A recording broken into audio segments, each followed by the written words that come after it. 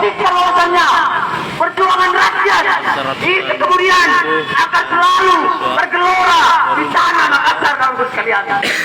Di mana kita ketahui secara bersama, kawan sekalian, begitu banyak regulasi yang kemudian dikeluarkan oleh perwakilan rakyat kita ini, yang kemudian tidak berpihak kepada rakyat, kawan sekalian.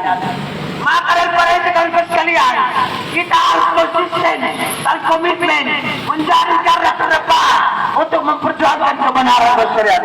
Betul tidak, kawan sekalian? Kawan-kawan sekalian, sebangsa dan setanah airku, kita ketahui secara bersama, kawan sekalian, beberapa hari yang lalu itu kemudian DPR yang notabene selaku Dewan Perwakilan Rakyat kita itu kemudian sama sekali tidak berpihak kepada rakyat, kawan sekalian. Betul tidak, kawan sekalian? Bagaimana tidak, kawan sekalian? Undang-undang KUHP yang kemudian sudah jelas-jelas tidak bisa disahkan di negara kita yang notabene adalah negara demokrasi, kawan sekalian. Di mana kita ketahui secara bersama, kawan sekalian, banyak pasal-pasal yang kemudian ada di undang-undang KUHP itu sendiri itu kemudian sangat kontroversial, kawan sekalian.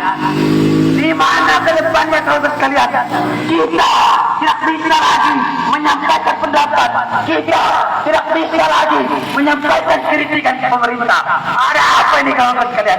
Ini patut dipertanyakan, kawan sekalian.